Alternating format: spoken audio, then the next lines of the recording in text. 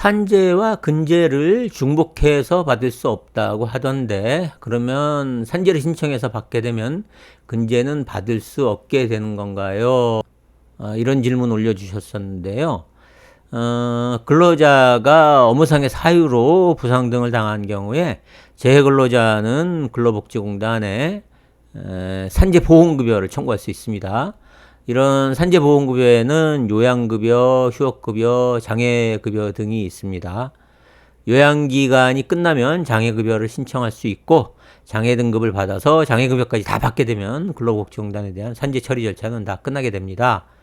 이런 산재 처리 절차가 모두 끝나게 되면 재해근로자는 회사에 대한 손해배상 청구를 할 수 있는데, 이때 손해배상액을 산정하면서 근로복지공단으로부터 받은 급여, 휴업급여와 장애급여 등을 공제해서 손해배상액을 산정하게 됩니다.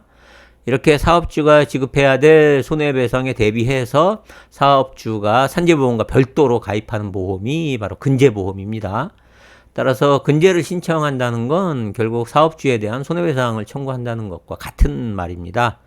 이때 산재보험과 근재보험을 중복해서 지급할 수는 없기 때문에 근재보험액, 다시 말씀드려서 손해배상액을 산정할 때 산재보험금, 앞에서 말씀드렸던 휴업급여나 장애급여를 공제해서 산정을 하게 됩니다.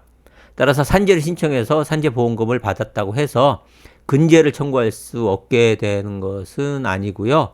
그 산재보험급여액만큼을 공제해서 근재를 청구하게 됩니다.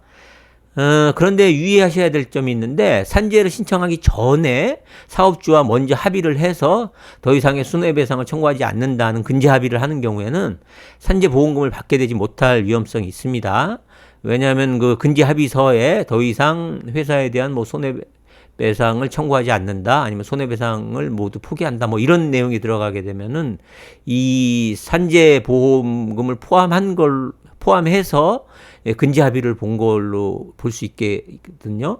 따라서 반드시 산재 신청을 먼저 한 후에 산재보험급여를 다 받은 이후에 근제 신청을 해야지, 근제 합의를 먼저, 그러니까 다시 말씀드려서 손해배상 합의를 먼저 하게 하면 절대 안 됩니다. 이 점 주의하시기 바랍니다.